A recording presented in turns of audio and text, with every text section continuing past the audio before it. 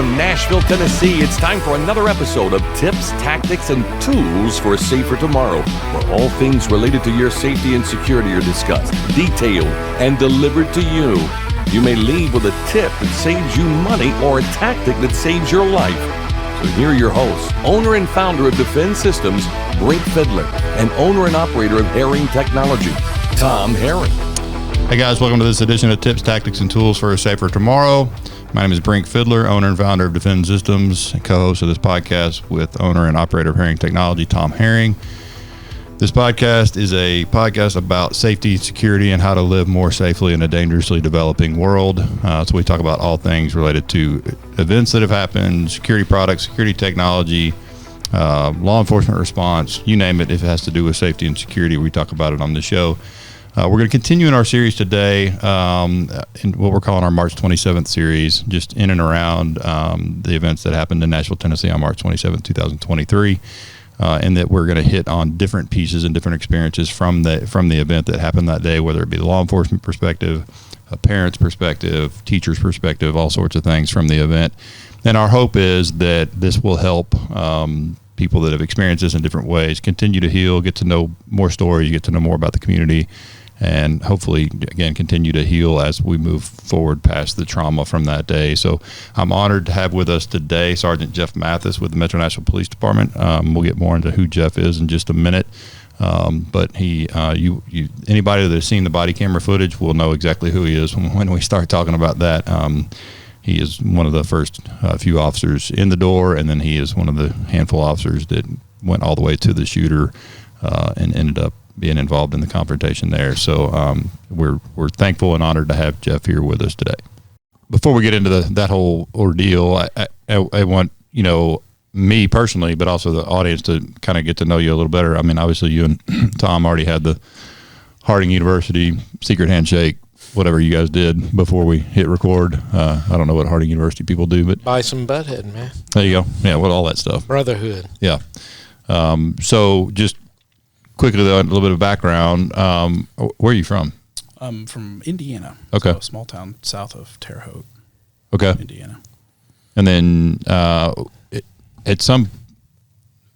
old were you when you decided, was law enforcement something you knew you wanted to do for a while, or is it just kind of come along? Yeah, no, it was high school. There was actually a classmate of mine overdosed.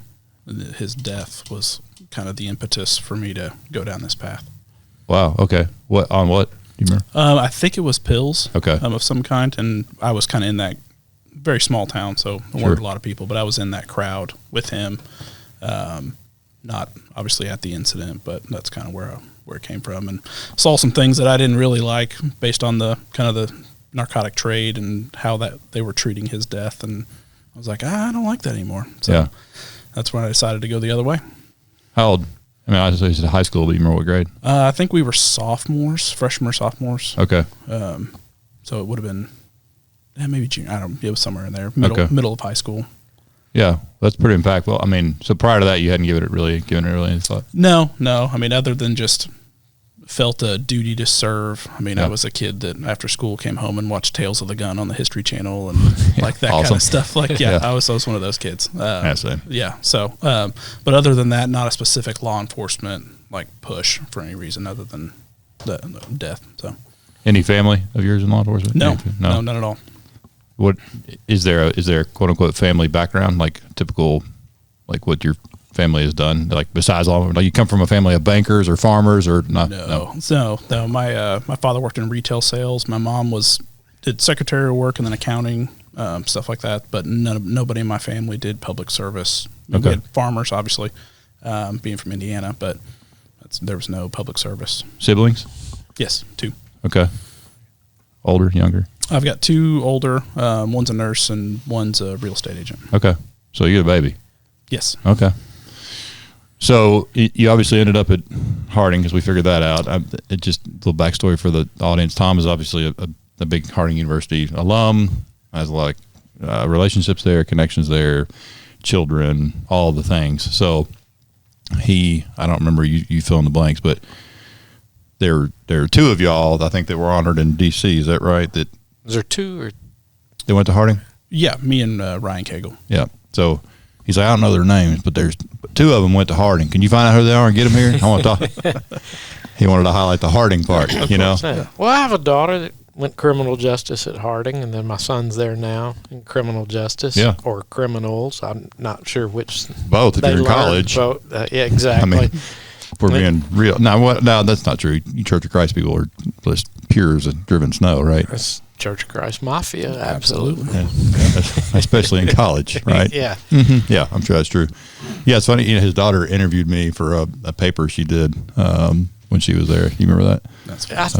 I do now. I forgot all about it. Narcotic stuff, and just the drug trade or whatever, but which obviously changes a lot over time. But yeah, that was funny. So you ended up at Harding, and so when you went to Harding, at that point you were in your mind you were on your trajectory where you were going. Absolutely, yeah, Okay. yeah. I went criminal justice, 100%, no questions asked. I was going to be a law enforcement officer somewhere. Didn't know where, but that's where I was going. Okay. And did you end up at Harding just because of the Church of Christ background?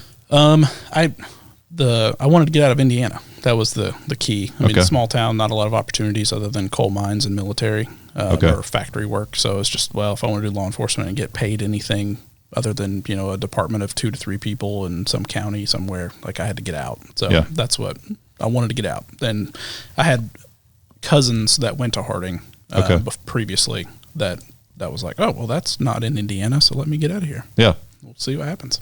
Like, you mean like big city Arkansas? Yeah. Searcy. Saturday nights in Searcy, baby. Yeah, 40,000 people is a lot bigger than 1,200, so. Oh, wow, that's true. Yeah. Yeah. It was a big upgrade for me. Yeah. 'Cause they had a Taco Bell in town and different things, so. But baby steps, right? You didn't go from there to Nashville, No. Yeah. No. And then did you start applying like out of college, or did you do something else before you? No, so I applied out of college. I actually tore my ACL my senior year, which set me back roughly a year just recovering, playing intramural softball at Harding. But no, I applied for North Little Rock, FBI. They told me go be a cop first and then come on down and see what happens, which is pretty typical of federal agencies.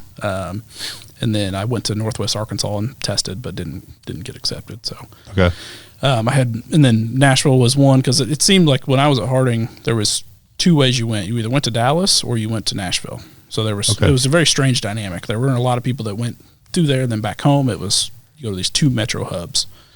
So I chose Nashville because it's closer to home, and I'd been to Dallas. Too big, hated every bit of it.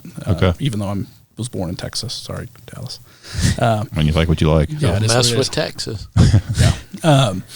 So I applied to Nashville, and then it was about a year process, and I knew that going in, which was great because it was about the time that I was going to be back from my ACL. So, and then I got accepted.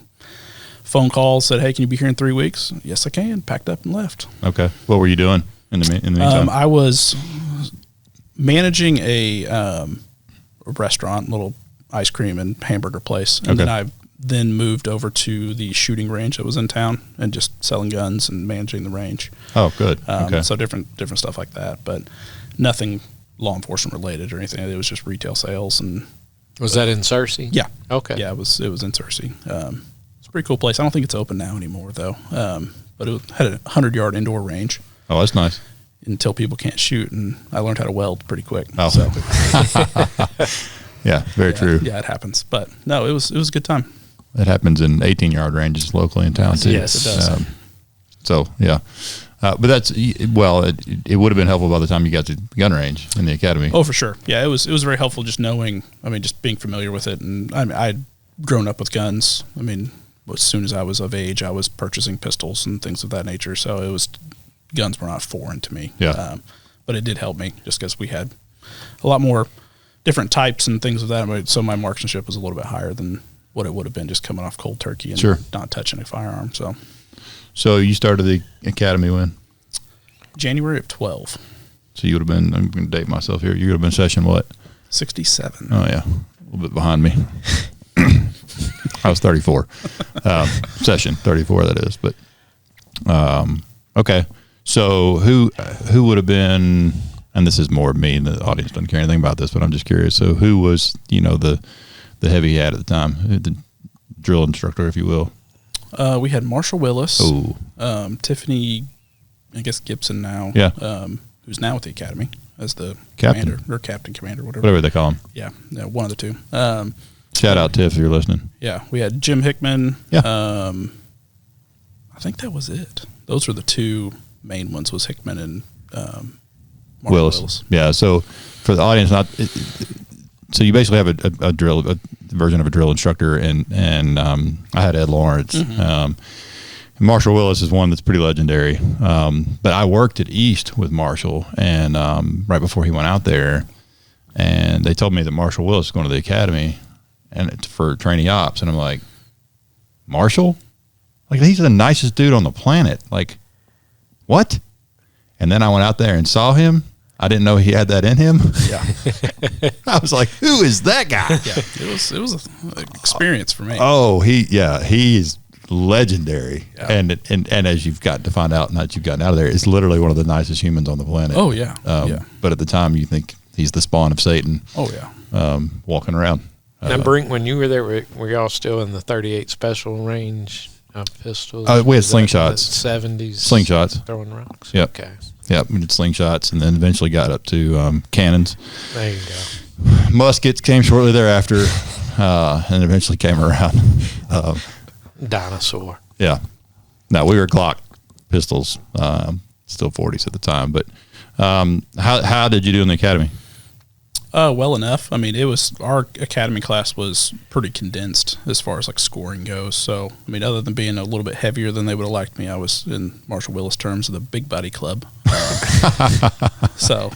Classic. Yeah, The door crashing. Yeah, me and the gate were very acquainted with each other, running back and forth almost every break and those types of things. But no, the academy was.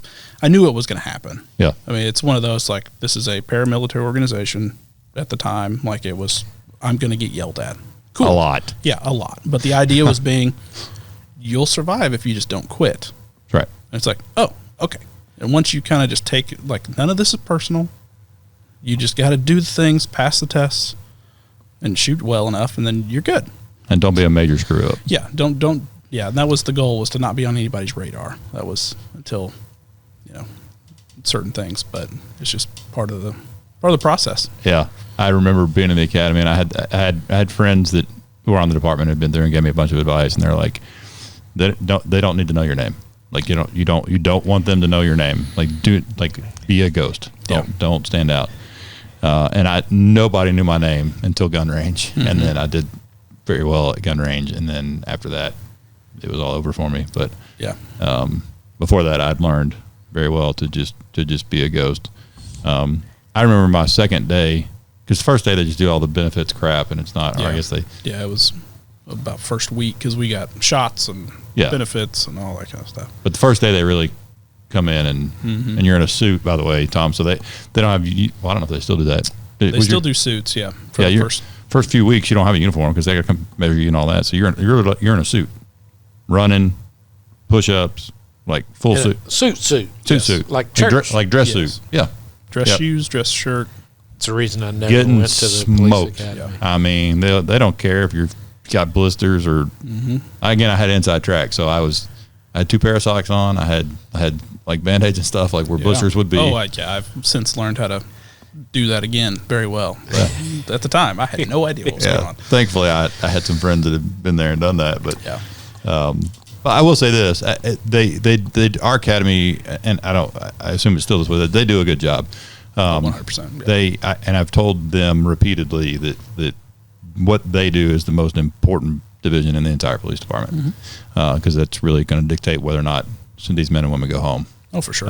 And it's a tough job, and they're not. And this is no bash on anybody; it's just the nature of the beast. But they're not given the resources they should have or need, and they make it work anyway. And they do a really, really good job with preparing you guys and us, I guess I should say. But well, I'll bash. I don't care. It's Metro Council and everybody else that's not understanding what they need to do their job. And as you said, you guys do a fabulous job with what you are given. And hats off. Yeah. Metro Police. Yep, they do. They do a really. I mean, every division, but and is shorthanded as well. The whole country is currently. Like that's a whole thing, and we'll get there, but because that's going to play into some other stuff we're going to talk about. But so you get out of the academy, do your 3 rotations, I guess. Yeah, I did South nights. I went up to Madison days, and then I was at Hermitage BD-Tel. So those were, we actually did 4 because we did a flex rotation. As our last one before we were cut loose, and after rotations I got cut in East. It's like October, so the bid was coming back around already. So I was in East precinct for probably 2 to 3 months, and then got moved to South. Okay, so for people that don't understand, a flex rotation. Back then we had flex units, which are uniformed units in unmarked cars that just do proactive police work. They don't really answer calls. It's not their job. They will. Yeah, but still did. It's a proactive unit. So you would learn a lot as a rookie with a good flex team because you're doing a bunch of proactive stuff, learning a lot about the Fourth Amendment and a lot about just all of it.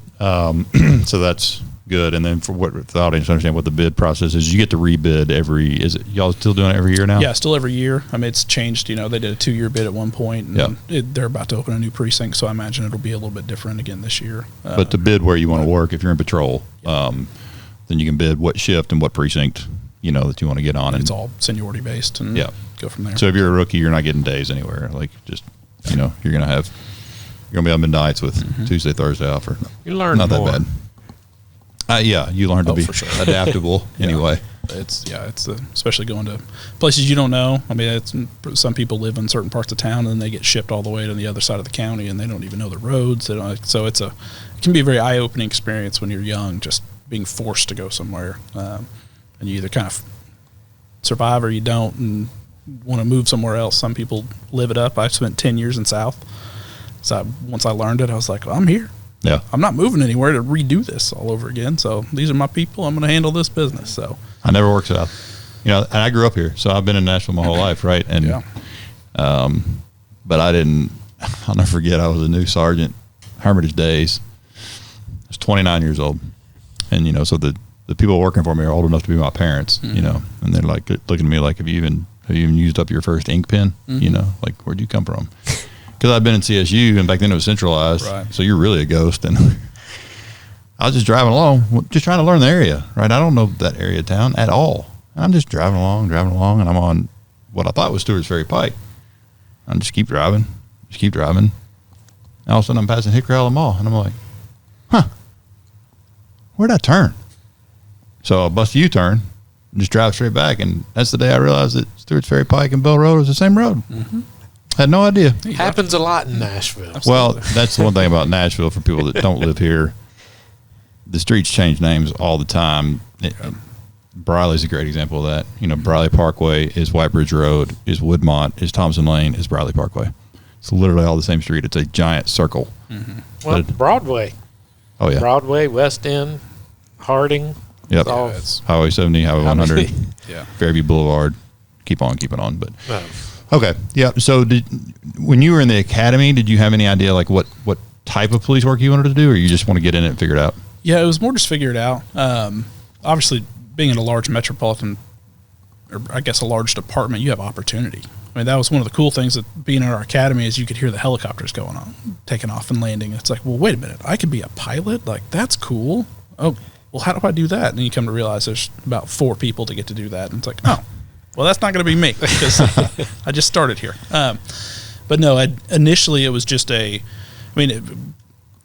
the overdose death that led me to it, I wanted to do something with narcotics. Like that was the idea of like, I want to stop this trade or at least hinder it the best I can to hopefully not have another incident like that in my hometown. Yep. I mean, obviously I didn't go back to my hometown, but trying to save the lives of the overdose as I could just based on getting off the streets. Like that was the very rudimentary goal that I had in mind, but it was just something that I couldn't really get to because I realized that I was the new guy. Sure. So, I mean, I was like, well, I've got to go patrol first. And then from there I went flex. And then from there, I didn't actually end up going to a CSU team. I went to investigations at South, just a basic general detective, and then started working a bunch of overdoses.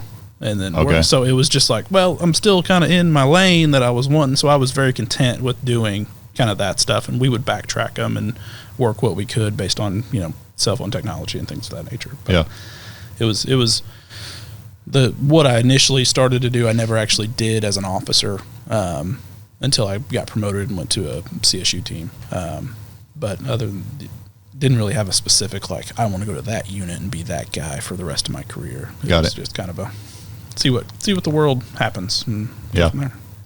I knew, so I worked Lower Lafayette, Napier, and Tuticum, and back then that was all one precinct. It wasn't divided, right? So Trimble Bottoms, all that stuff. And I learned very quickly working the rougher areas that, like, I didn't really have a drive for narcotics working in the academy. I know I wanted to do something that I could kick indoors, and so I was thinking SWAT type, whatever. I mean, I still have, Jason Sharp. So he was in my academy class, and prior to the academy, so Jason, if you're listening, you'll love this.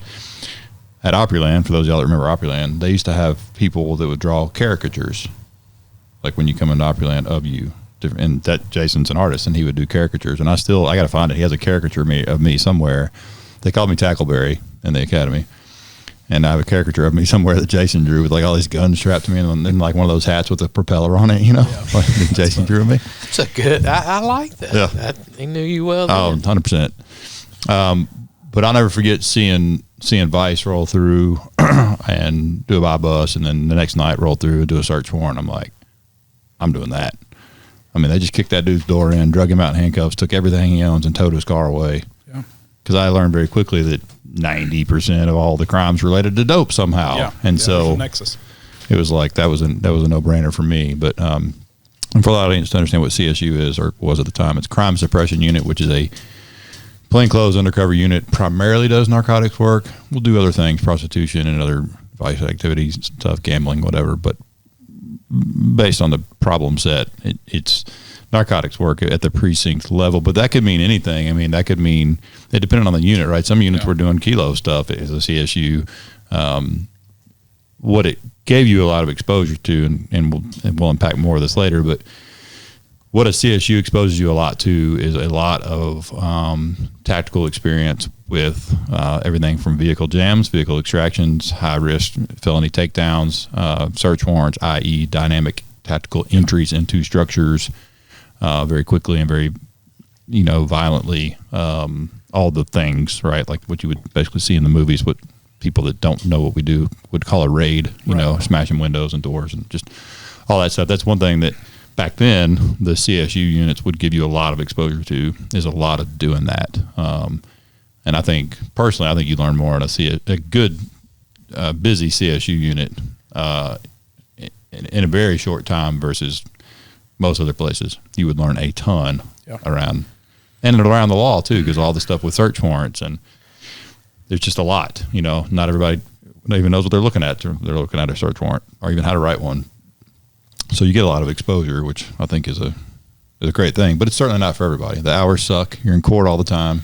Yeah. And when we were doing it, I mean, I was at Midtown as a sergeant, but we were also special projects. So something would come across the commander's desk, and he'd make a phone call or text message and check your email, and everything that we had planned was out the door until that problem was handled. So it was, while we were doing some stuff here and there, it was also, sorry, you guys are all going to do this. And it could be anybody. I mean, it could be our commander, it could be the chief, it could be, but they need a group of people, or there were multiple teams that used to team up to do special projects because the problem at hand needed more than five guys and a sergeant. So, but yeah, those teams were also something to look up to for patrol officers. I mean, because they were doing that stuff at such a low level, a high volume, but it was at the precincts.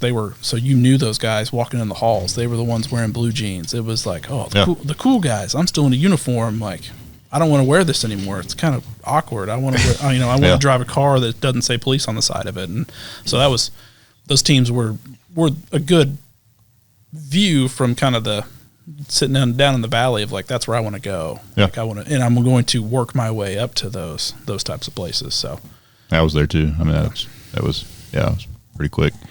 So when did you get promoted and go to CSU? So I was promoted September of 21. Okay. Did a year in patrol at Midtown, and then luck happened that I was at Midtown and pretty much the only one with investigative experience in the sergeants that were there, and then just got moved over. Did you come in behind Josh?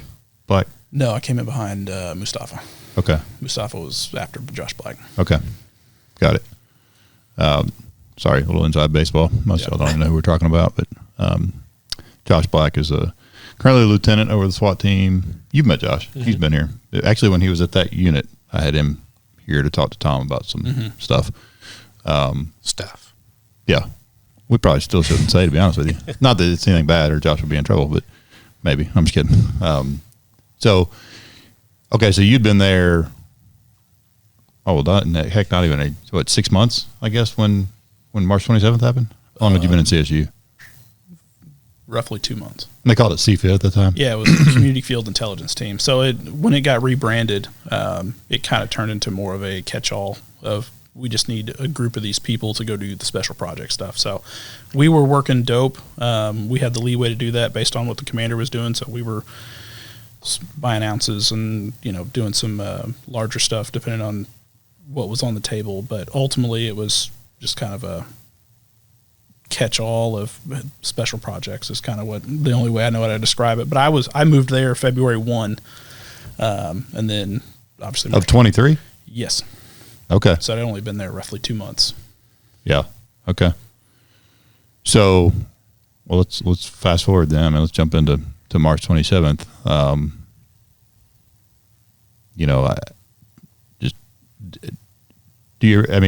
Prior to getting notification of what was happening, do you remember that morning? Absolutely. Yeah. No, it was. Just tell me about it. Yeah. I took my son to school, went to work. I was actually. How old is your son? How old was he at the time? He was at 10 months at the time. Okay. And so, went to work. We had been working on a padlock investigation for a while, or it had already started, and I was coming in on the back end, but we were planning to execute it early April. Explanation for the audience, because a lot of our audience doesn't know. Padlock operations are basically when the city declares a business or a residence as a nuisance to the society, basically. And there's a large investigation that's done that usually takes months and years to do. And then it's approved by the judge to shut the business down and then put the owner in front of the judge to discuss what practices and that they could either improve on or if they just need to stop operating that business as the current business model that they have.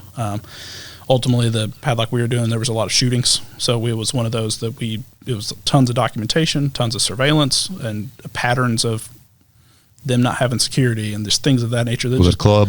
Yeah, it was a club.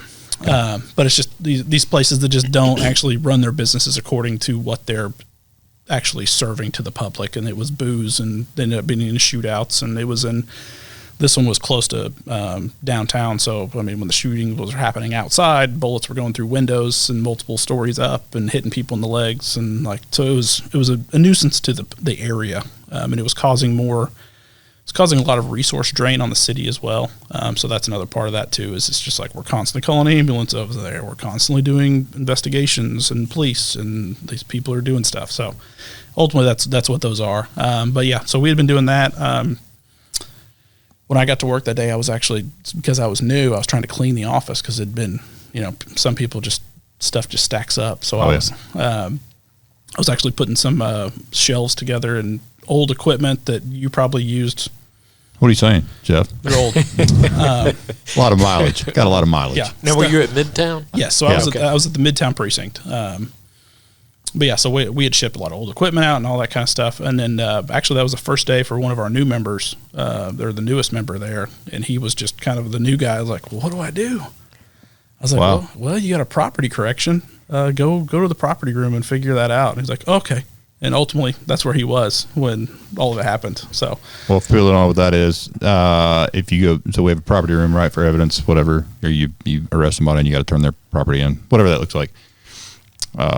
As the supervisor, if something gets messed up, i.e. paperwork usually, then he gets notification that they need to go fix their thing there. They need to go on the records and fix their report. They need to go fix this. So that's what that means. He was having to go to the property room, which is downtown-ish, like nowhere close to Midtown. No, it's on the north side of downtown near the East Precinct. But yeah, he was up, and it was something simple that he just didn't initial a bag or something, because there's for quality of evidence in court cases and things, they have to do certain procedures and all that stuff. So yeah, he hadn't done one of those when he was on patrol, and it was just sitting there. And I was like, well, go fix it, man. Yeah. So he goes off and does that, and the others were just mulling around doing some of the padlock stuff, and then the call went out. And we use 1,000 codes, which large incidents have a 1,000 code designator. So a bank robbery is a 1,000. And it's just that way people know it's not just a robbery, it's a bank robbery or an aircraft crash. Like stuff that we don't use very often are the 1,000 codes. But yeah, so our radios take all tones. They call it all airs. So basically, so y'all had them on. Yes. Okay. Yeah. We were listening. But dispatcher comes across the air. It's a tone, so everybody, kind of like fire departments, you'll hear the dee-doo, dee-doo, or whatever that is. Then you hear one dispatcher, and she takes every precinct's air, and she's the only person talking. And then they call a 9,000, which is our active shooter, which when I first came on, we didn't have an active shooter 1,000 code. Same. That was, I forget when it was, but they added that at some point, just because of, kind of the trends that they'd seen and then seeing the necessity for it. So yeah, no, that goes out. I heard the address and I was like, Burton Hills. That's weird. I know where that is. Because I have family that live in that area. Okay. So I knew where Burton Hills was. And also I frequent that area around Green Hills for, food, just in general, things of that nature. Also did security at Lipscomb University still kind of do here and there. So it's just familiar with the area. And I was like, well, that's weird. I don't know where exactly that is. Because I didn't know what the Covenant School was. Yeah. Like it wasn't on our radar. Had no clue. There was nothing in our books that we knew that, hey, there's a school there. Once I realized what it was driving there, I was like, oh, that's that place on the hill. I was like, I thought that was just a church. Because it is. It's a very large limestone, beautiful church on a hill. And you can't see it really in the summer, but when the fall comes, all the leaves fall, it's like, oh, that place is great. It's like, well, that's a problem. Well, none of my guys had any clue where this was. So once we heard, after the 9,000 goes out, they usually do, they'll say suspect descriptions. And then they said, I think it came out, you may be able to correct me, but it was a male wearing camo pants and a black shirt. And all of us just, oh no, because we had recently had false ones. So we'd had people that had been walking to the school and just like banging on doors. Well, people were calling in active shooters. And so our dispatchers were putting those out because they don't know the difference. That's their job, is to dispatch what's said. So initially we were like, is this going to be real? Oh no, it is real. Like, we got to go. And so throwing chairs and everybody getting the heck out of the office. Luckily, where we parked at the time, where it was in the front of the building, so we didn't have to wait for the gate to open and all that kind of stuff. And then I'm screaming. I'm at my guys on the way. Like, we were throwing vests on because we were all in plain clothes, wearing jeans and T-shirts and that kind of stuff. Trying to figure out, because none of them knew where they were going. I just pointed them. I was like, go to the Green Hills Mall. Follow me, I think is what I said, or some kind. And then what we affectionately refer to as the pain train started rolling, which is just all of us were en route, and we had people coming all over the place. But yeah, from Midtown, I went on to Wedgwood, then Magnolia, and then to Hillsboro. And then from Hillsboro, which if you guys know the Green Hills area, he lives there. Yeah, it's a traffic disaster. Yep. So I was going, which, I mean, I don't know exactly, but it was easily 75, 85 miles an hour down that middle turn lane. Down Hillsboro? Yeah, down Hillsboro, going towards Green Hill, because we knew the gravity of the situation. And then I just looked, and I didn't care. I mean, it's just like, I'm getting there. I don't care what happens. Like, it's just part of it. I don't care if I'm busting somebody's mirror off. Like, we'll deal with that later. Yeah. Not my problem at the time. It would have been my problem later, but whatever. I would have got yelled at. It's fine. But no, so once I get closer, I hear an officer over the radio. I forget exactly what he said, but it kind of was confusing because there's another school across the street. Mm-hmm. And I was like, well, wait a minute. Because for those that know, in police dispatching, people will say they're at an address. Well, that's where they are physically, but the incident is occurring 2 blocks away or across the street or something like that. So there's some orientation that has to occur sometimes on major events. That way you know where you're going and you're going in the right spot. Usually they're asking for updates and things like that. But, I mean, at that point, so he said that, and then he said whatever that school's name is right there, and I was like, So I kind of stopped in Hillsborough and Burton Hills, and I was like, well, which one is it? And then I just took a left, and then I ended up stopping and making a loop and kind of a circle, and then went up the hill. So you came in from the Burton Hills side? Yes. Okay. Yeah, I came in through the Burton Hills side.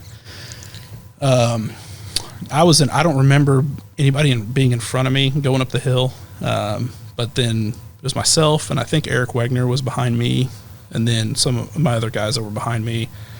And that's when, at that point, I was like, well, I've got to get a long gun. At that time, and still, I'm only have a shotgun. So it's like, well, this is what I'm going with. Like, I've got to have something. Sure. So it's what it is. So we had already had vest on with, I always carry plates in my vest, hard plates for rifle rounds, just because if I wear it every day, it's just what I'm used to, and I don't have to worry about putting it in and doing it, because in these situations, you don't have time to put them in. It's just what you have on you is what you're going to take in there. So, what did it look like when you got to the top of the hill?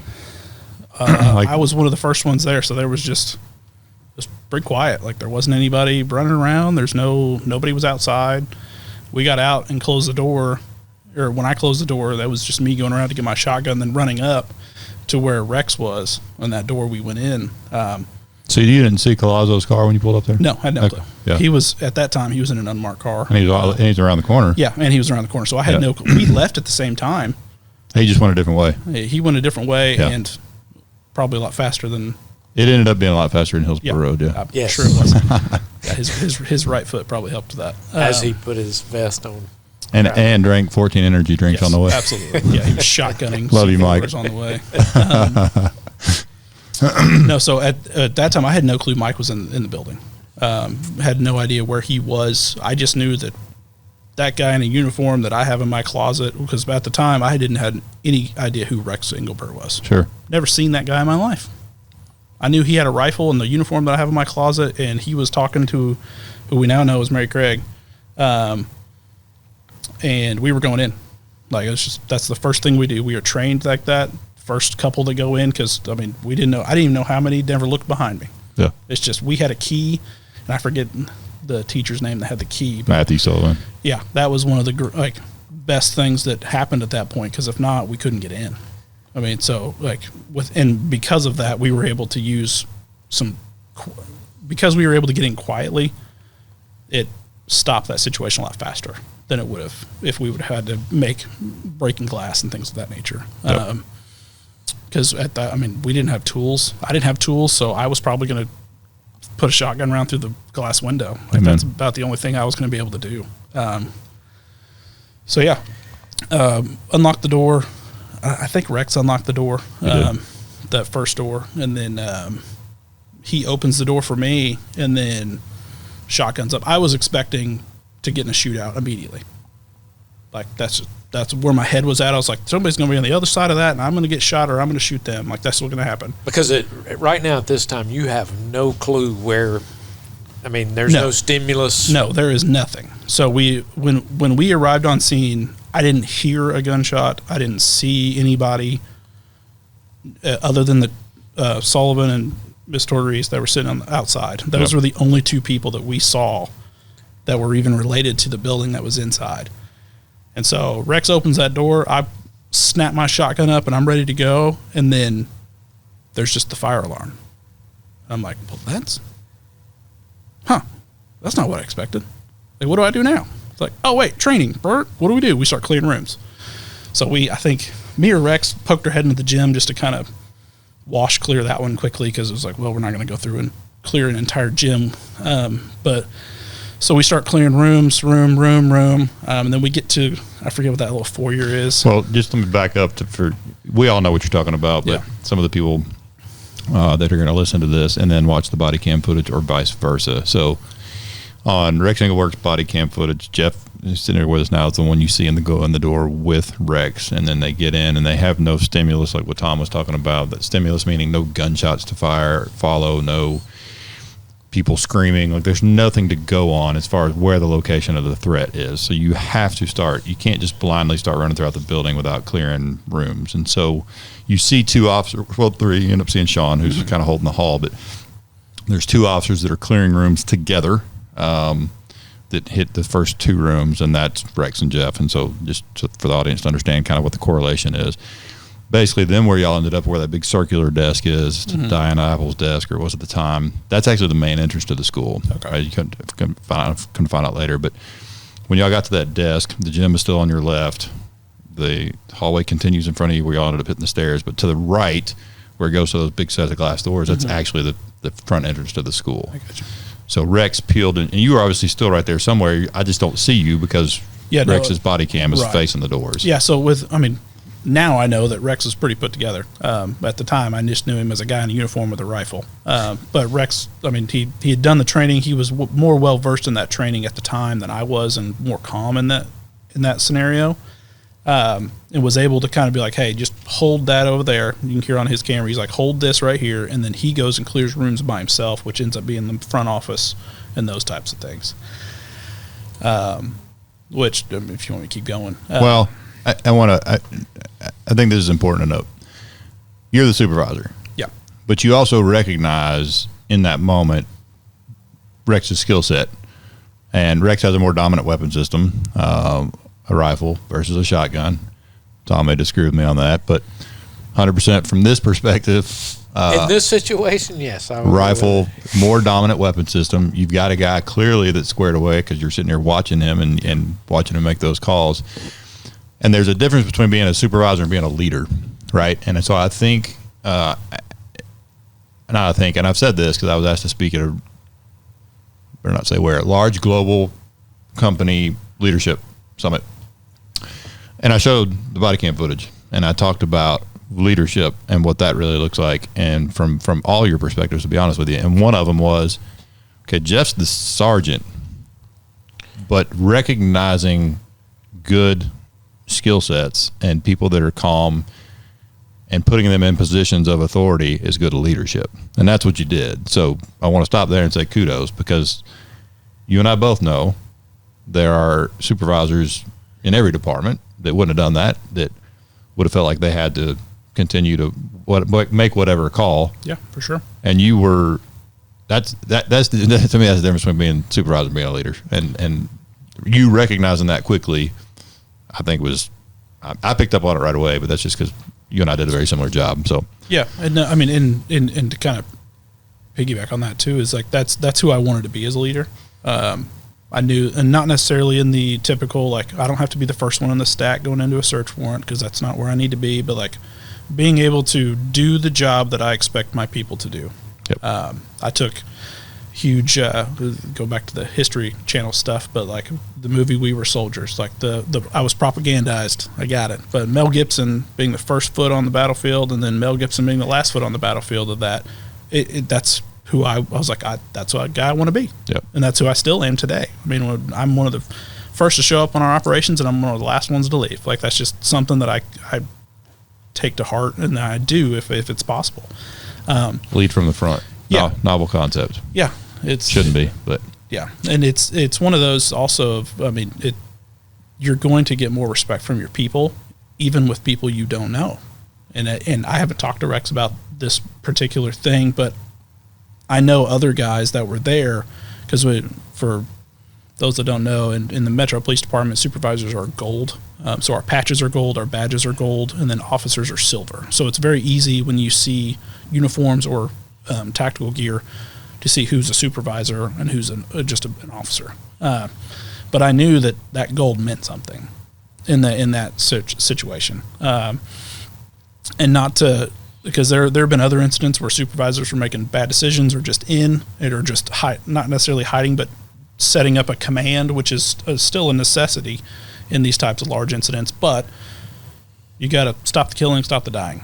Like that's what we were trained, and that's what I knew, and I knew that I was one of the first ones there. I didn't even have to look around when I drove up, and didn't see any other police cars. I was like, oh, that was me and Rex. Like, we're going. Like, this is it. Even though you didn't know his name at the time. Yeah, I didn't know who that was. I was like, oh, hey, this guy. Yeah, he's got a big gun too. Yeah, let's do it. Literally all it was. So yeah, and I knew the gravity of the situation as well, based on what we were hearing. I mean, I didn't know that Mike went in another door. But y'all have been told, just to, like, I've got the police audio. They've been told by now, multiple shots fired in the building. Been told male in camouflage with a rifle. Y'all been told rifle, by the way, at this point too. That plays out a lot as far as decision making that Rex and Mike made. But so you knew this was real, like without a doubt. There are actual shots fired in this building, and I know I'm up against what again was reported originally as a male with a rifle. So I'm going to a long gun fight in a school where shots have already been fired. Yeah. Yeah, so, it was very real. I mean, and knowing that school shootings just in general are large events, like they're nationwide things, like, and to kind of look at the gravity of it is like my actions are going to reflect on not only me, but the police department, policing as a whole, the city as a whole. I mean, it's just, there's going to be so many different layers to what I do that's going to be nationally scrutinized or recognized, like one of the two. So luckily I trained enough to know how to clear a room. I had enough courage to do the job that I needed to do. Like, it's what it is. Like, I signed up here, I raised my right hand, took an oath to do those things, and I'm going to do them. Like, I've made that commitment. I've got another decade or so to go, and I will continue to make that commitment. So in this situation on March 27th is kind of not necessarily my greatest day, but it was top 5 for sure of like, this is what I as a person wanted to be, and I was that person. So yeah. It was very beneficial for me as a whole. Well, you're that person because you've made that decision, you know, yep. and that there's something to be said for that too.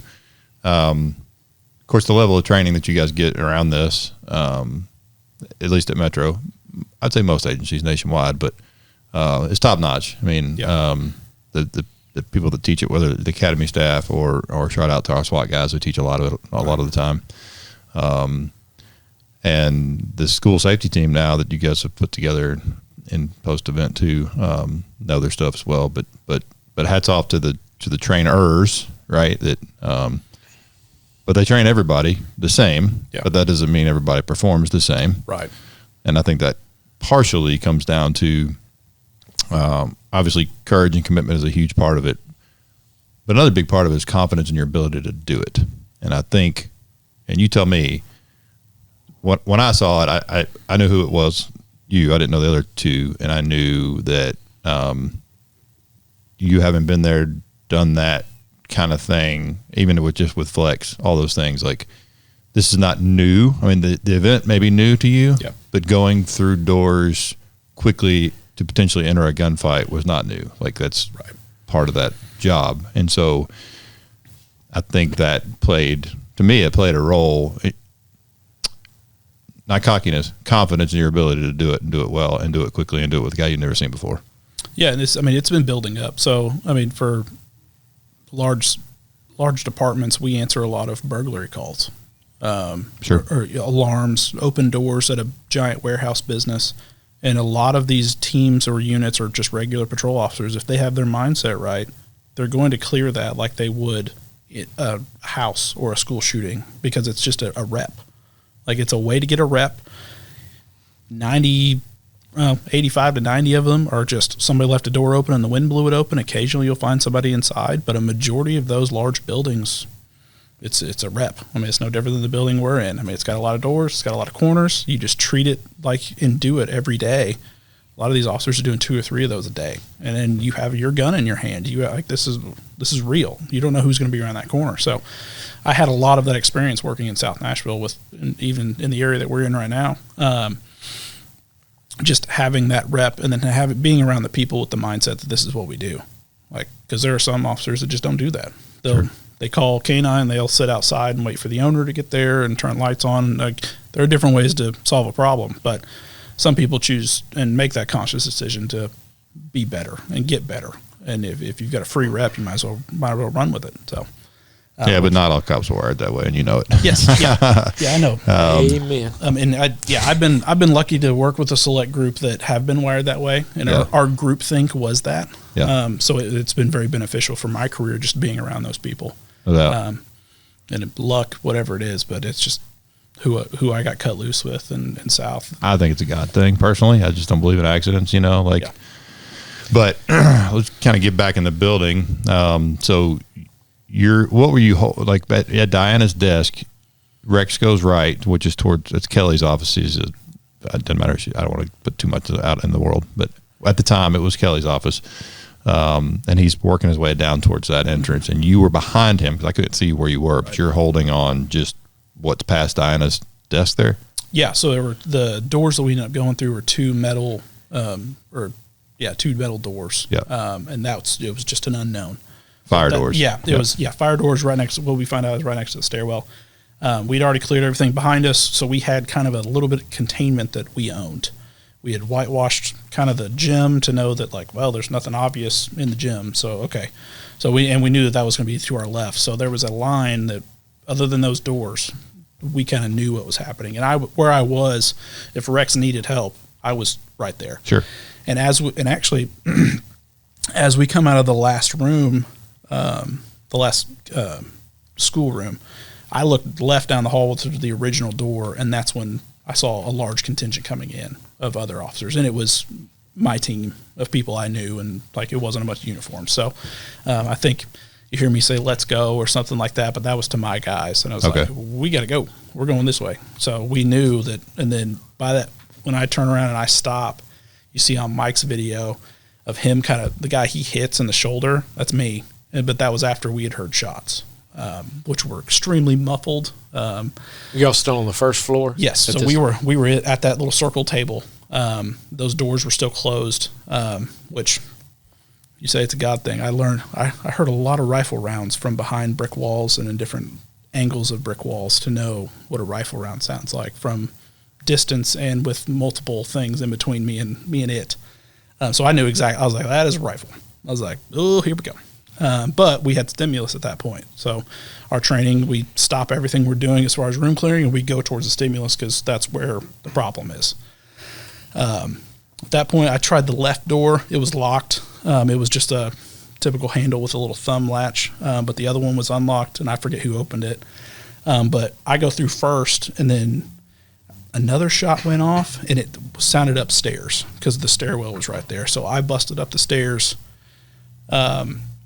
When I was on the second floor, stopped short because I saw smoke, ultimately from the gunfire. And then I kind of did a quick poke to the left and couldn't see really anything in the smoke that I'm aware of. And then I did another one right, and then another shot went off, and I knew it was coming from my right. So I just started going. I didn't know where anybody was behind me. Didn't care. I was going towards the stimulus like that. I didn't know that how many or what or who had what, when, where. Didn't care. Yeah.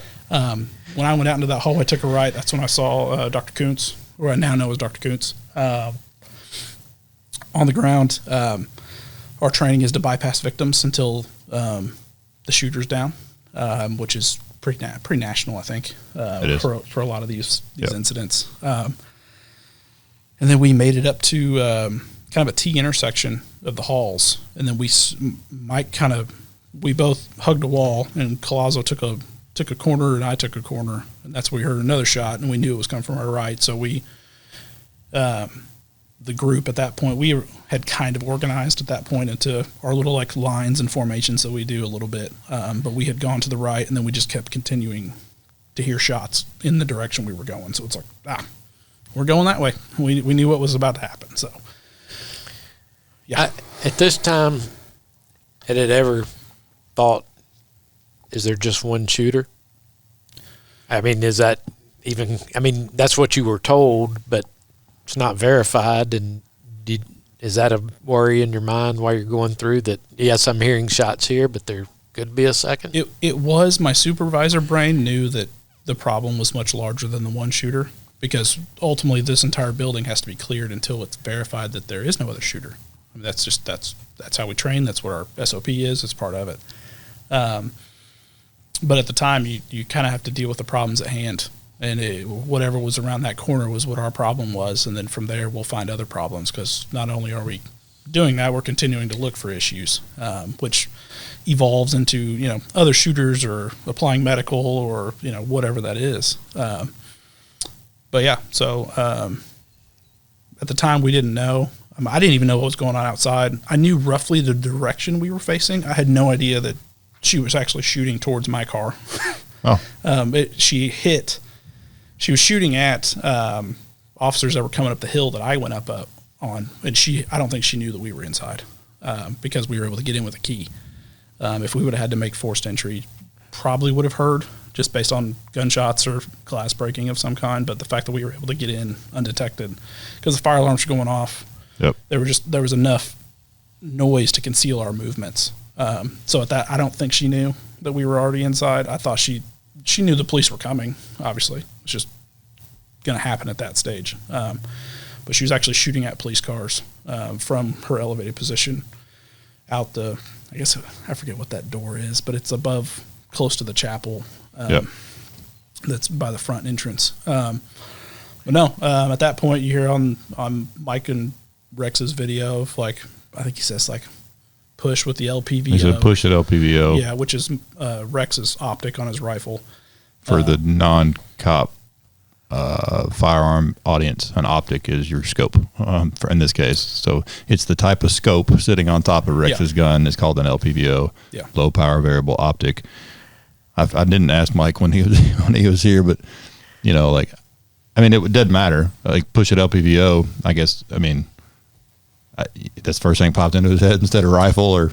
I have no idea. I think that's. At the time, those were newer to the department. Oh, LPVOs. And, yeah. Okay. And so seeing a guy with one meant he was one of very few that had one. Got it. Okay. And I say few. There may have been 50-ish. Yeah. But it's still, that's a pretty unique group. But also, the capabilities that an LPVO has because I was in front at that point still leading the charge until Mike said that. And even me, I recognized I don't know what's around this corner. If this is a 100-yard shot, I need the guy with the variable optic to take that shot. And the rifle. I can do it with a shotgun. I'm confident in my abilities to do it with a shotgun. I've been around shotguns since I was 8 years old. It is especially Remington 870s, very confident. But I knew iron sights. I'm playing ratios and variabilities here. I need him to be able to make that shot and recognize that I don't have the best weapon system in this fight. So, no, we went through the door. It was kind of weird because it was like an atrium on top of stairs kind of thing. And then I am looking kind of because there's some rooms to the right, so I'm just kind of whitewashing because they have windows. And then I just hear shots go out, and I look up, and I just see Rex recoil in his rifle. And I was like, well, he's shooting. But I didn't know if he was getting shot at the time when I heard it. I was like, who's shooting what? And then I look over, and it's him shooting. I was like, oh, okay. And at that point, nothing else mattered. We just kind of pushed around the corner, and then I heard more shots at that point, which ended up being Mike. And then, then at that point, we're not done. So on the video, you hear me, I think I said secondaries and security. So secondaries, for people that don't know, are just you do room clearing. You do the main rooms like your living room, your kitchen, bedrooms, and the secondaries are a weird bathroom door that's over here or a closet or something. So smaller rooms that are just not your primary focus at the time because people can be hiding anywhere. We didn't know. We didn't know if there were 3 people. We didn't know if there was 1 person. So we had to keep going, which ultimately was an absolute crap sandwich looking back on it because we had to leave people there. So me and Policey stayed there to render medical. Well, then now there's 2 out of the 5 of us that are gone, and the other 3 now have to continue to do their job, including Rex. It's they're still clearing rooms and going in. And what we didn't know is the doors that are right there is this huge chapel. Yeah, sanctuary. Yeah, sanctuary. Multiple floors, pews, your typical church. Clearing nightmare. Yes. Yeah, absolute. There's angles everywhere. You're hiding. There's people hiding in organs that I found out about later on. It's we had no clue what was in there. None. And if we're looking for another shooter. And eventually they would have encountered shell casings in there. Yes. Which, telltale signs of something. So it's we just didn't know. We had no clue what was going on. So I didn't know all about all that till after. My role was there because ultimately going back to the gravity of it, I knew the gravity of the situation, but also with my investigative experience, I knew that this was now a crime scene. Right. So it's this square, because it was kind of partitioned off. It was a square. I was like, this is going to be an officer-involved shooting crime scene. And I've been a part of 2 of those previously. with Smiles Direct, I was kind of on the back end of that one. Yeah. And then I was involved in one as a sergeant in Madison as a supervisor. Didn't fire shots, but I was there when it happened. So knowing the process, I'm like, hold the phone. We have to secure this because it's evidence. I don't need people kicking casings. I don't need anybody. Like, I need to preserve this the best I possibly can. So I ended up staying there and didn't care about anything, the response that was coming in. That was somebody else's problem. Sure. Because this was my problem. And then, I stayed there until I was relieved by another sergeant, because in the interest of good investigations, everybody that's involved in officer-involved shootings gets sequestered from the actual incident itself. And I had to go find everybody. I mean, I knew that I had gotten relief from another sergeant that I knew. And then at that point, I didn't know where my guys were. I knew that there were 5 of us, and didn't even know what Rex's name was. So I was like, well, I got to go find that dude who I don't know his name, and nobody else may know his name. Luckily, I found him by his patrol car up front. I was like, oh, you. Get in your car and don't talk to anybody, please. Yeah. You're now a suspect in a homicide. Like, you should probably sit there. I mean, it's going to end up being justified probably, but that's the gravity of the situation. I mean, when you fire shots as a police officer, you're a suspect. Like, at 100%. That point, until it's deemed justified. So I'm biting my tongue on that. Well, a couple of things I want to ask you. One thing I want to clarify for the audience. So, when you guys go through that last double set of doors into that atrium, and you briefly mentioned it, but there are some rooms to the right. There's an office there. There's a kind of a conference room there that have doors with big glass windows that are threats. And so, makes sense, right? If you guys are going through there as a team, he's going left, you're going right, and you're basically picking your sectors of fire, for lack of a better term. So, for people to understand, like, well, how does he not know what he's shooting at? Because that wasn't just responsibility. Just responsibility. It wasn't to look there. It was to look where he was looking and cover his sector of fire, which is exactly what you did. So that makes sense. I know it, but again, the audience, without knowing that or watching it or whatever, of the people that were with you, I know Collazo worked for you at the time, right? And then you said Plessy? Did he work? Plessy worked for me. So Mike, Plessy, Cagle, and I were all a part of Midtown CFIT at the time. Okay. And they were all, because you don't see them, so I don't know. I mean, you see Mike and you. Yeah. So they were all behind you. Yeah, the back. So it was a 5-man team that ended up being together when the shots were fired. Got it. When Rex fired shots. There's only 3 you can see, but the other 2 were behind you, I guess. Okay. That makes sense. And when you came up the stairs, I want to circle back there too. I may jog your memory. When you did your quick peek left, you would have seen a closed set of double doors. Fire doors. That's all that would have been basically immediately to your left at the top of the stairs. So I don't remember seeing those doors at all. It was pretty heavy smoke. Very. There was so much smoke that, like, at the time I didn't really, and not knowing where I was, I didn't know if I was walking into a gym, I was walking into a conference room, a sanctuary. Like, no clue that this was going to be a hallway. So I mean, I'd never been in that building before. So do you remember somebody called out, and we can talk offline some more detail about that, but do you remember calling open door, I got one down? No, that was not me. I don't even remember hearing that. It may have been me, but I don't recall. I'll have to go back and I'll tell you offline why that matters. But there's footage that shows somebody, when you get to the top of the stairs, right across the hall from you would have been an open door. Like, as you're cresting those stairs, you'd say open door, and then as soon as you turn right, or somebody, you see Catherine, and say, I got one down. And again, we'll talk some more detail. It's stuff that's not out there that I just don't want to put out there. But it'll turn out being important. It may help close the loop on a couple of things for you. So we can talk about it afterwards. But so you and, I keep butchering his name, Plessy. Sorry, Plessy. I don't know you, man. I'll get your name right. He was still with you. Yes. And then you found Rex.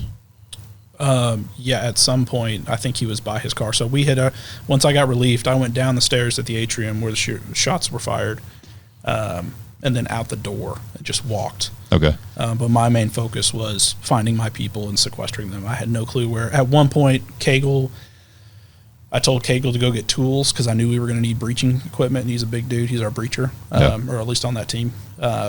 So he ran out, went and got tools, and we just kind of like leaned them up on a wall, or he gave them to people, and they were just breaking doors.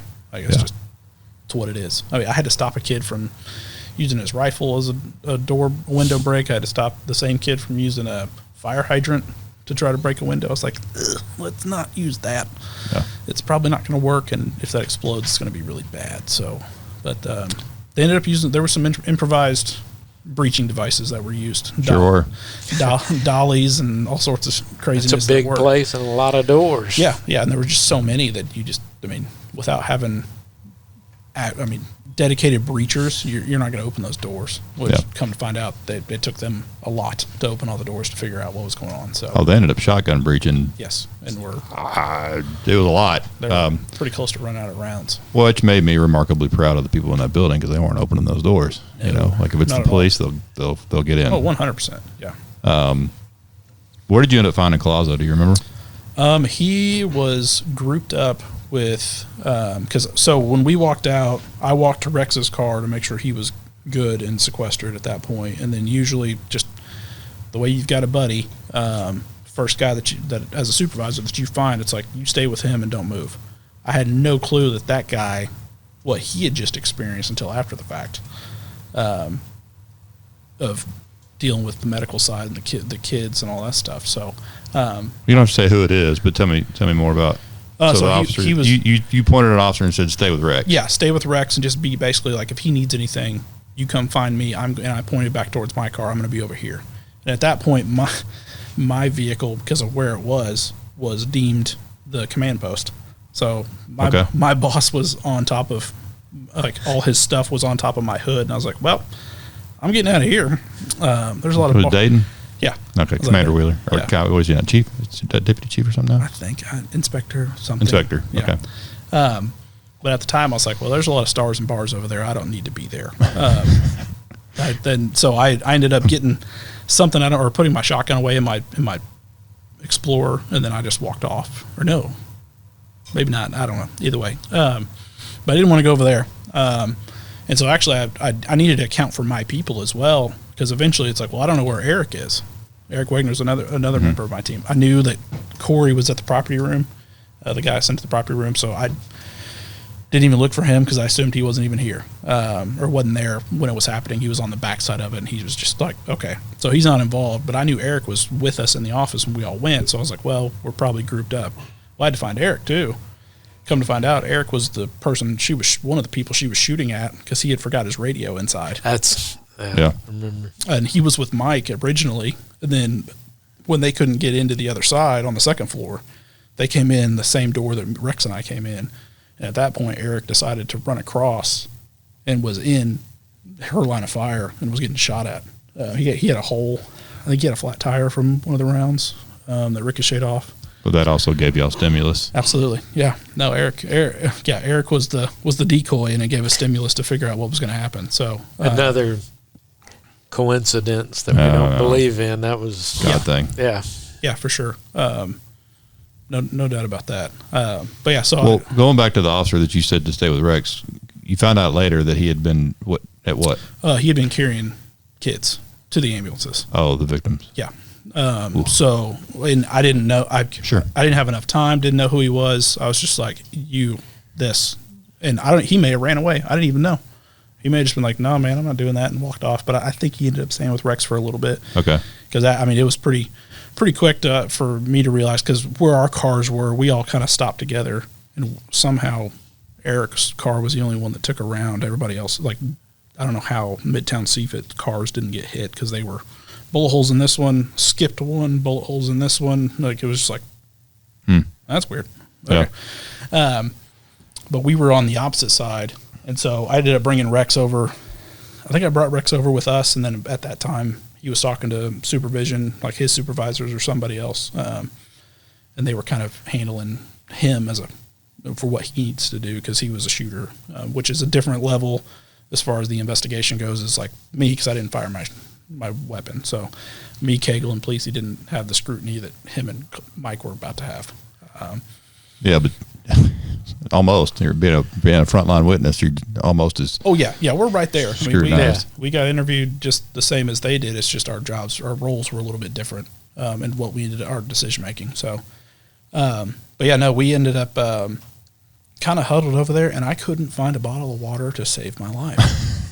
No one had a bottle of water in their car. It's the little things. I was like, "Are you kidding me?" Because it was extremely hot that day, super sunny.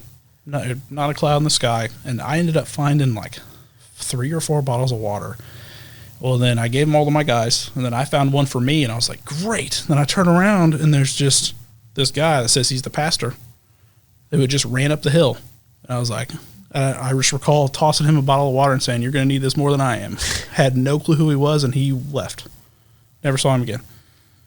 Like, I don't know if it was Pastor Scruggs. I assume it was, but I have no idea. Nor did I know, like, I just tossed him a bottle of water. He chugged it because he had just sprinted up the hill that I drove up. Yeah. And then I was just there back into my world. Yeah, Mike Mendenhall ran up that whole thing, too. Yeah. Full kit. Yeah. I'd have died, by the way. Yeah, me too. That's a big hill. We hit on improvised breaching tools. And when I asked you about circling back up with Collazo, do you know about his breach on the front of the school? Yes. His boots. It's pretty epic. Yeah. I didn't see it, but I heard it. And I was like, what was that? And I saw Mike. I was like, he was probably involved.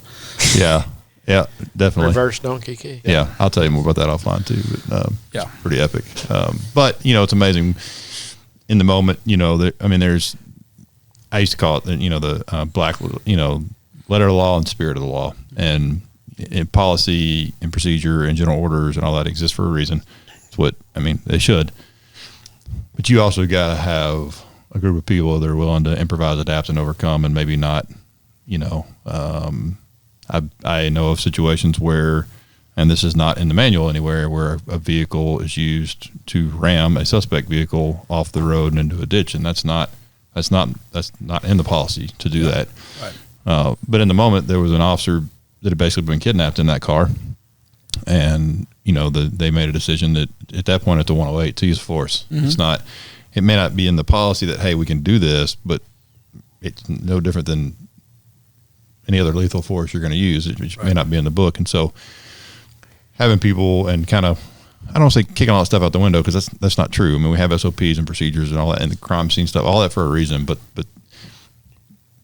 come to find out from talking to so many people about that day, and so many of you guys and teachers and all that, everybody was willing to do whatever they had to. Back to you, center lane of Hillsborough Road through Green Hills, 80 plus miles an hour. Mm-hmm. That makes me nervous just thinking about it. Yeah. And I've run emergency a lot. Something else I want people to understand that won't understand this.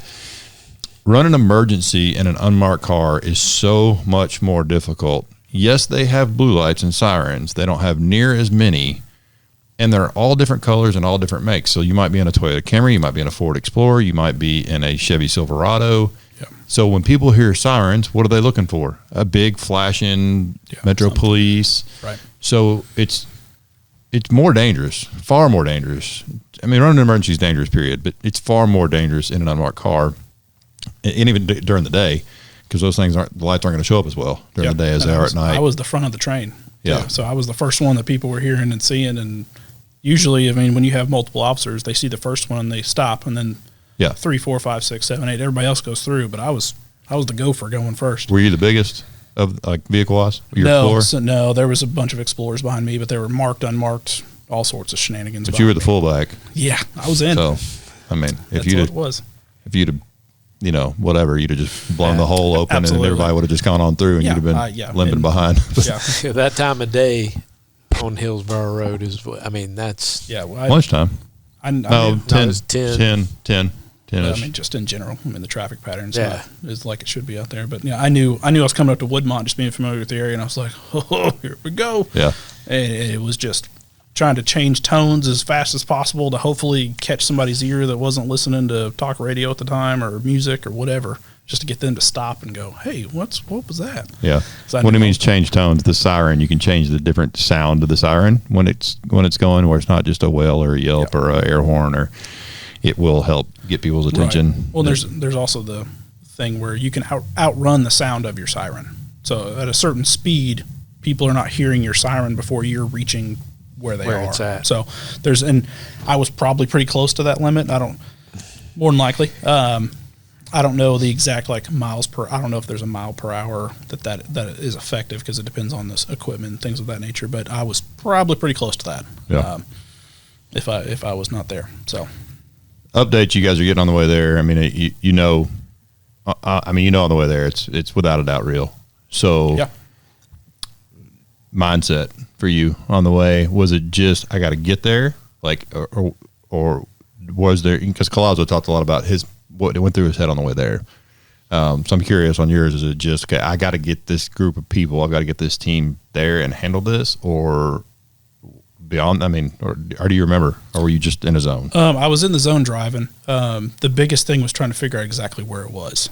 I was not 100% sure until I went up the hill and realized, well, that school's not named this. I was like, wait, and it took a minute for my brain to kind of, okay. And then I go up the hill to the school, and at that point, I'm going to go shoot that person that's shooting kids. Yeah.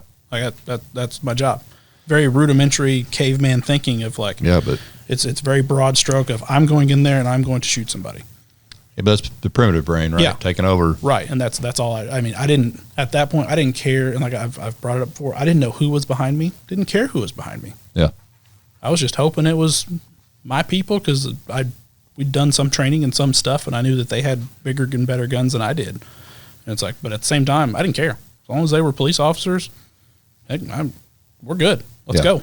Yeah. We're moving. Well, in the hodgepodge of people too, we talked off air about it. I'm not going to name everybody, but I looked at the footage, and of course I know not all of them, but a lot of them, and from all walks of police work. I mean, there's you and your guys, and then Rex, who technically was patrol, but thankfully was in the, what we call maybe the 5% that takes it a lot further with their own money and their own training and all that, just to be a better tactician. And then you got regular patrol guys, you got traffic guys, you got motors. Yeah, all of it. But they stepped up, and some were more comfortable than others at doing things, and that's fine. And I don't think any of them should get any crap for whatever decisions that were made in there, because back to your leadership ability and making a leadership call in that moment, you didn't care that Rex was an officer and you were a sergeant. No. He's obviously squared away. He knows what he's doing. He's comfortable. He asks you to hold something, you do it. You didn't let ego. You didn't let and you and I both know there are people that would have let ego get in their way. And so hats off to you. I mean, and not everybody's wired the same way either. But I think that's huge. And circling back when I told you I was asked to speak on leadership and all that, I talked about all three of you, to be honest with you, that day, and the leadership roles you all played, because all of you did take a leadership role at different moments, and that's huge, and that's why I think it was so effective, and you guys did so well, because egos were out the door, and we had one job to do, and we're a team, and no matter rank or experience or blah blah blah, all those things are gone. Mike ended up taking a pretty significant leadership role when he breaks away from you guys there at the end, right, and going out to get more people and setting up corridors and and all that was awesome. Right, all that other stuff went out the window. It was let's get the job done. Let's get these kids out of here. Let's get these people to safety, all those things. And obviously you guys getting there and your confidence in your ability to clear rooms. There's been a lot of talk around Uvalde, and there should. We compare you guys to that as night and day, literally. Yeah, that's not a comparison. Well, right. Well, they were next to each other, weren't they? The major ones, it was Uvalde and then Covenant, wasn't it? Uvalde was in May of 22. Okay, so there was some time that had passed, but not 10 months. Yeah, not a lot. Yeah, and I don't necessarily think everybody, and I still don't think the guys in Uvalde were cowards.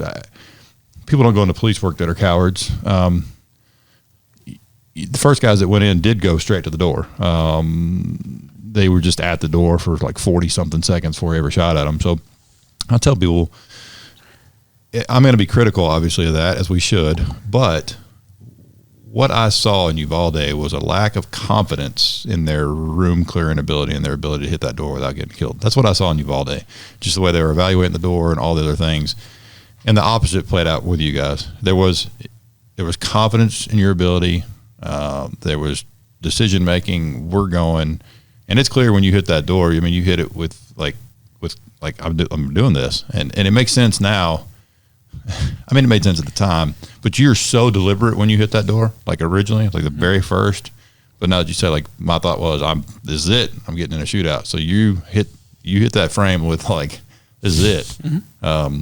And then it just became clear. You guys communicating, you guys talking through it, all the things you had to do, and then finally processing the stimulus and pushing towards it and handling business. And I mean, I can't say enough for all you guys, to be honest with you. Like, I mean, I was obviously proud to be a former member of that department when I saw that. You know, if obviously with my connection with the school, it's a little different, you know, for me, like, right. That whole thing, for a lot of reasons, but,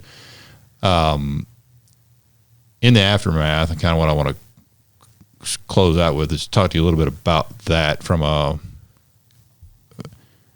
so that morning you dropped your 10-month-old off at school. Yeah. What time do you get done for the day? So we, after talking to multiple people, you know, chain of command, and everybody got attorneys and those types of things, which is pretty common. We ended up leaving, I mean, roughly on the 5:30, 6 o'clock is when we got home, which was normal for us. Our shift was 9 to 5:30 at that time. And yeah, I mean, well, and going back to it, I mean, obviously my phone was blowing up because in my friend group, I'm the only police officer. Okay. Like, it's just, I'm the guy. I'm the cop. So there was a lot of what's going on. Where's Jeff? Who, like, what's happening? Blah, blah, blah. Like, I can't tell anybody what's going on, obviously. But I mean, I made sure to text my wife. I was like, I think I texted her like, all police are okay, because obviously there were victims. And that was the like only communication I had with outside world other than police department employees at that time, until I went home. And I think they ended up having a very short debrief at West Precinct with some of our behavioral health people that were there, and I think they had catered in some food. So we went and got a meal, and everyone, it was a little weird, because we when we walked in, everybody knew. Yeah. It was like, those are the guys.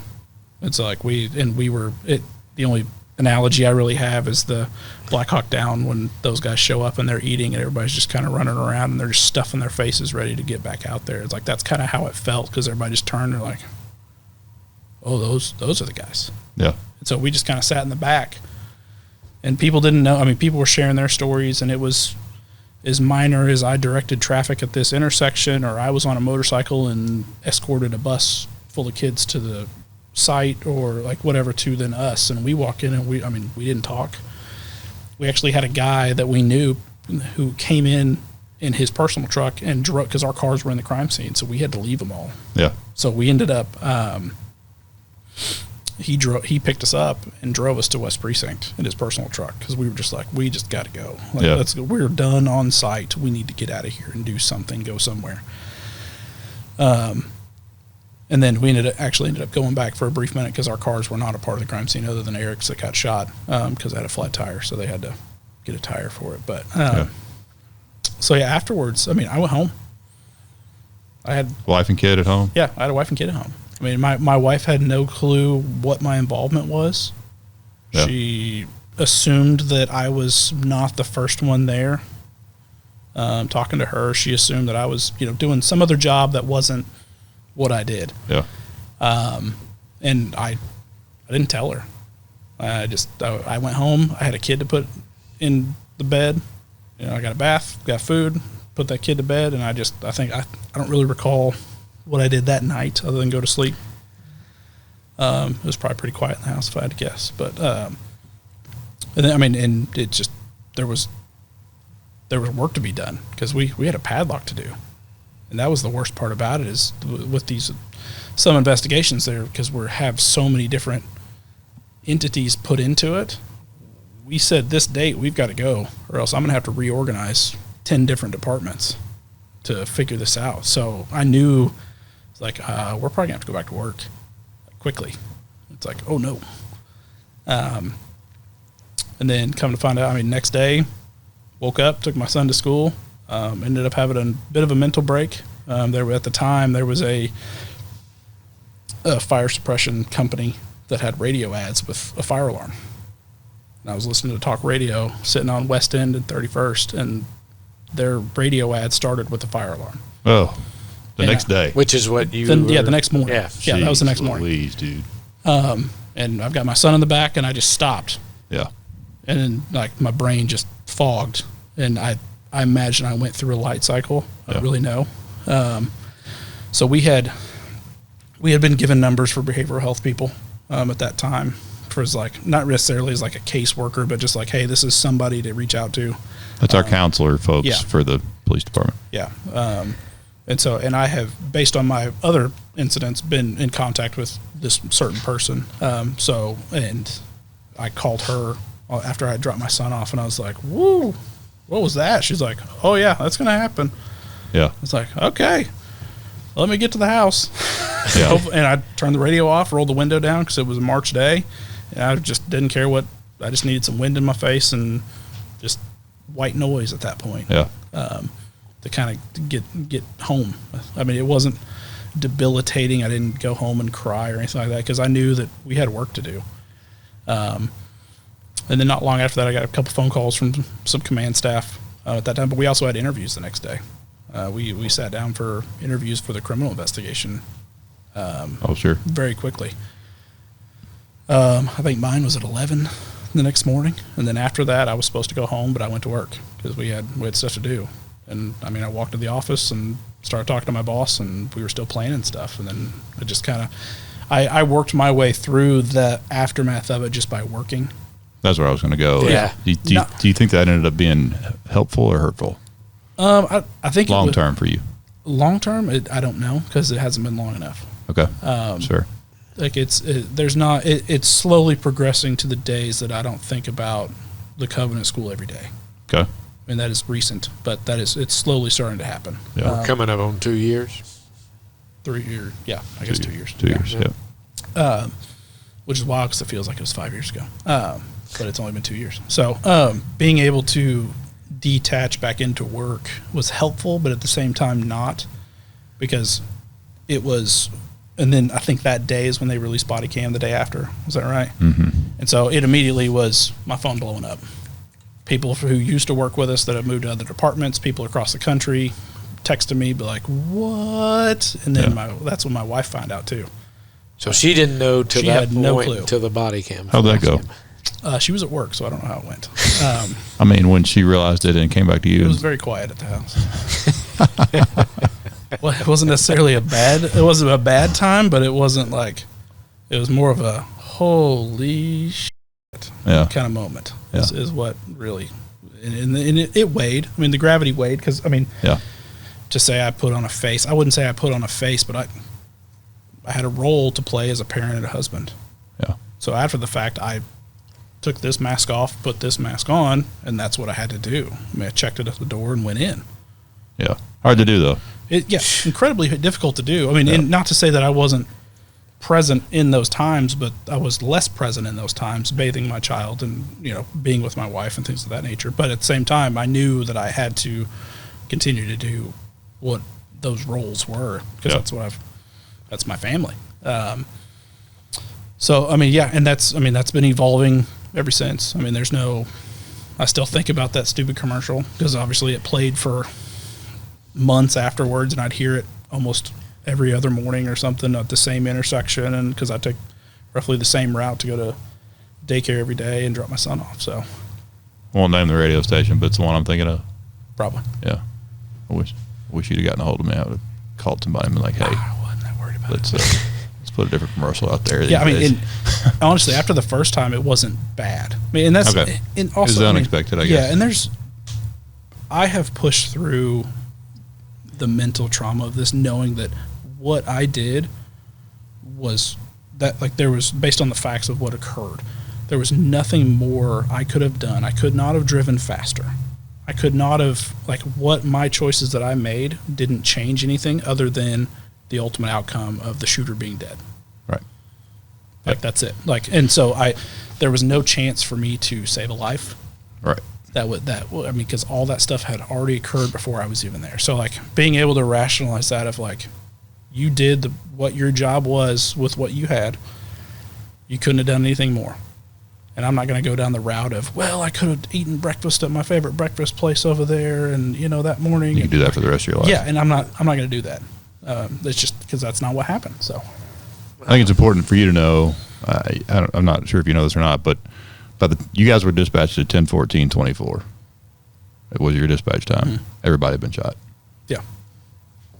So yeah, that's what I knew at that point. Like, by the time y'all were sent, so, like, you're right. There's nothing you could have done different, better. Like, I mean, just I've had to explain it to a lot of civilian types, you know, what they're looking at, what they're seeing, you know, all that kind of stuff, as far as why they're doing this or whatever. But, and they get it. I mean, it's not that complicated when you explain it to them. You know, they're right. Civilians that don't do this job, just don't have knowledge, but they're pretty smart. Yep. And so you explain a little bit about police work to them and in response to this stuff, they get it pretty quick. So, where would you say you are now from a post, like on a scale of 1 to 10 on the mental side of things? Because that's a lot. I mean, I'm just, regardless of who you are, I mean, we talk about mental trauma a lot in our training because it's so real and it's such a huge part of, like, I tell our students and the people we train, don't just focus on all this other stuff I just taught you. Like, you got to remember the backside of this too. Like, mental trauma is real. I don't care who you are. Right. Because you can never unsee your own experience, what you've seen and experienced. So, love that you were recognized the need to reach out to behavioral health, or PASS as we used to call it, dating myself. But it sounds like it's still a journey for you, and it's probably going to be. I mean, like, yeah, absolutely. Because I mean, it doesn't stop. I mean, I have friends that, you know, like, have been in other experiences when we've gotten awards or been, like, because this stuff has continued on since the incident. I mean, it's just different things of people like, oh, you know him? He's one of those guys. Yeah. So it's like, yeah, that's me. And then they'll text me and be like, hey, so-and-so said hi. And I'm like, okay, I don't even know who that is. Like, cool. Like, good job. But it's ultimately, like, every one of those experiences is a reminder of what happened. It's not that it takes me back, or like puts me in a depression of any kind, but like, yeah. And some of that being back to it, like, I am proud of the response that I did and that my people did. Amen. So because of that, I don't have any regrets. Yeah. Like, there's nothing to feel down about. Could I have cleared those rooms in a more tactically way based on our staying on the walls or whatever? Yeah, probably. But you know what? I mean, I'm not a SWAT guy, so it is whatever. What it is. Yeah. Like, it's just part of it. So I don't beat myself up about it. But with that, I mean, it slowly goes away, but at the same time, it's still there. Yeah. It'll always be there. I mean, I will always be one of those guys that was on body cam footage, and it'll flare up again whenever the investigation is complete or the lawsuits are over and they release all the body camera footage, because eventually it's going to come out at some point in our lifetime, hopefully. And then it'll reignite kind of what that was, and people will see not only that what they've just seen now, but the other stuff that was much more gruesome than what we dealt with. Yeah. I mean, for what we did, I mean, I've seen plenty of dead bodies.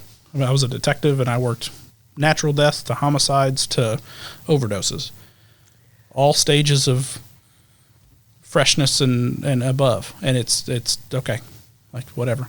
Like, I've seen that. So to me, the traumatization of those events was less for me based on my experiences. And so I don't carry a lot with me every day, other than knowing that I'm proud of what we did.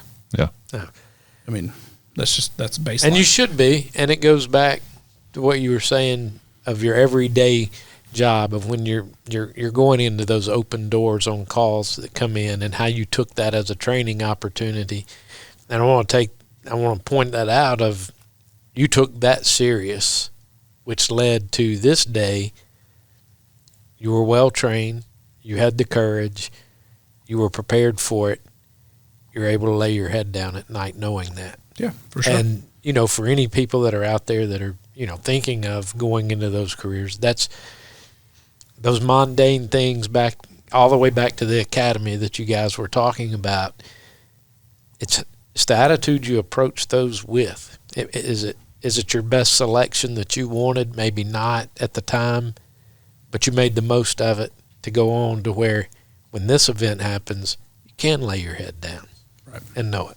You also received a call from, I don't know who called, to go to meet the president and get an honor. Tell us a little bit about. Oh, the White House. Yeah, you went to D.C. Oh, yeah. So that award is the Medal of Valor, which is it's basically a Medal of Honor for law enforcement, paramedics, and firefighters, and in that realm of the three professions. So it's nominated by, I believe, like commanding staff of the departments or federal government partner, so ATF federal, like something of that nature.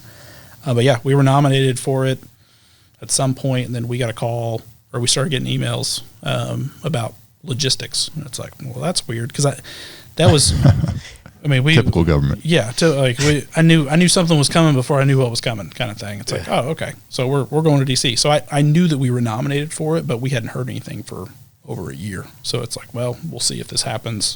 We don't know. Yeah. Either way, because there's some crazy stories from some of those Medal of Valor stuff. If you guys haven't read those, like our stuff is what it is, but there's some people do some wildly courageous things in worse environmental conditions than what we were in, for sure. I'll have to read some.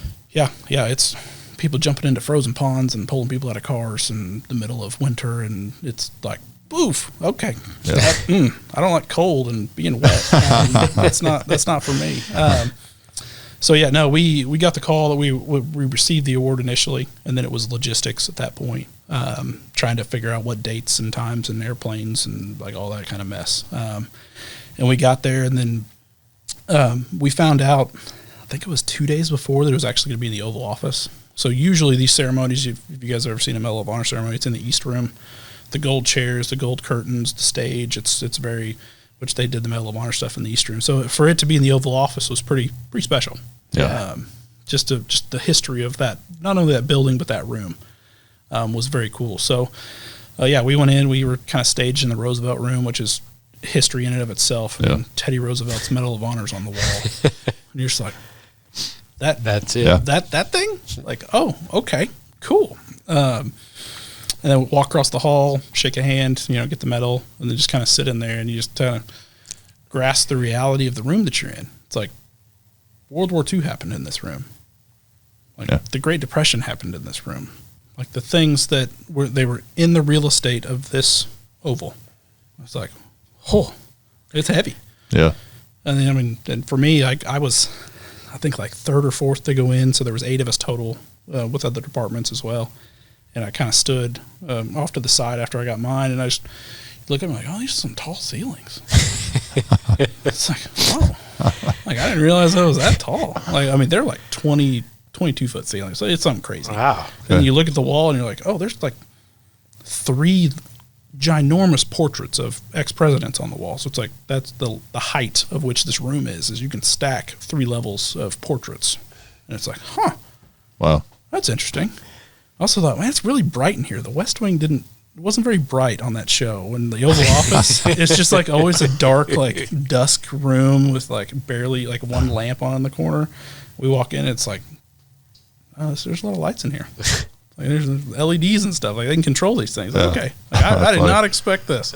Yeah, not what you see in the movies. No, it wasn't. I mean, the makeup of it was, and quite frankly, I thought, well, if I go through that door, that's going to be the chief of staff's office. That's not it at all. Oh, that's not it. Like where Leo comes in the West Wing series on that. Like if you're sitting at the desk, it's this door over here. Well, that door's a little office and where the president eats his lunch. Oh, that's about it. Fun fact. Yeah, it's just like, oh, okay, cool. It's like that's not an office for other things. That I was lied to. Thank you. That's funny. Yeah. So it's a huge honor. I mean, it's one of those that we didn't expect. We knew it was there, but it's not something that we were like, none of us are really interested in the awards. Yeah. I mean, it's like, Sure. I don't, That's not why you did it. yeah, I don't care that I have certificates and things to put on a desk at some point. Like that's not what interests me. What interests me is the relationships that I've garnered from this incident with not only the people that I worked with, but the people from the Covenant School themselves, but also just the community that I serve. I mean, at that time I was in the Midtown precinct, which was Covenant was in my precinct. I mean, that's my problem. That is my area of responsibility. I'm supposed to be protecting these people. And for me to still live, work, and play out there, like those are my people. Yeah. I mean, it's just what it is. So it was a humbling experience to get the awards and recognition and things of that nature to hopefully pass down to, my kids at some point. But in and of itself, I mean, it's been an interesting time. I bet. And still trying to work at the same time. Yeah. But, still doing stuff. But also well deserved. Yeah. I mean, for all you guys. So, last question I want to ask you, and we'll close this thing out. If there's another, whatever it is, member of this community that experienced that, whether it's law enforcement that are people that were in the building that day, or potential law enforcement that have gone through other critical incidents, all those sorts of things, right?